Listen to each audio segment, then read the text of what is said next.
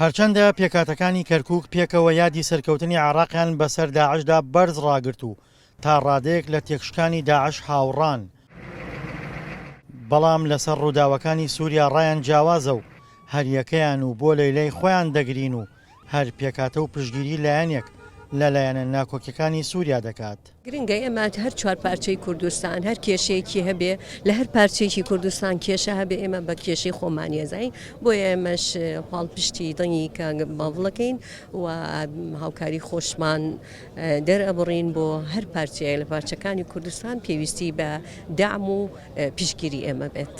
عەرەبی کەرکووک بەڕوونی دەڵێن پشگیری تەحریر شام و کوردیش پشگیری هەسەدەیە. تورکمانەکانیش بەشێکیان شیعەن و لەبەرەی ئێراندان لە کاتێکدا بەشە سونیەکەشان لەگەڵ ئەجەندای تورکیادان. ئەو مەشروع نفسی مەشروع لە ناو عێراق چووە بۆ سووریا، طبعا کورد لەگەڵ کورد، عرب سنەش ئێمە لەگەڵ ئەو عرب سنە ئەوانە کردیان ئستا ئەوە یعنی صراحەتە یعنی ئەوە تورکمانش حەزیان ئەو مەشروعە باعتباری ئەتراکەکان لە ناو ئەو مەشروعە ئەوە کرد طبعا دعمیان کن لە تورکمان و ئەڵێن یعنی ئەو نفسی مەشروعی لە ناو عێراق چوو ئەچێ بۆ سووریا و ئێمە لە عێراق ئەچنە بۆ ئەم تەوەجۆ.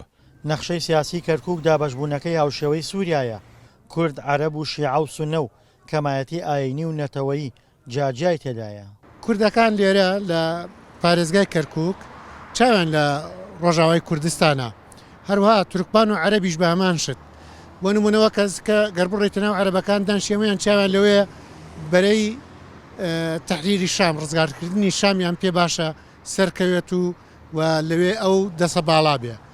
ڕەنگە تورکمانەکانیش بزانن تورکیا پشتگیری کێ ئەکات بە هەمان شێوە هەمان هەستیان هەیە بۆ بابەتە و لایەنگرانی حکوومەتی عێراقیش ئەبینین لایەنگرە شیعەکان چاویان لەوە بوو کە ئەسەد نەڕوخێ یان لایەنگرەکانی ئەسەد سەر بکەون و بمێنەوە تا ئەستاکیش چاویان لەوەیە.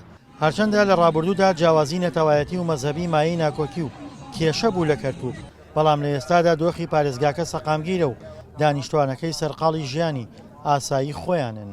دڵشاد ئەنوار، دەنگی ئەمریکا، کەرکووک.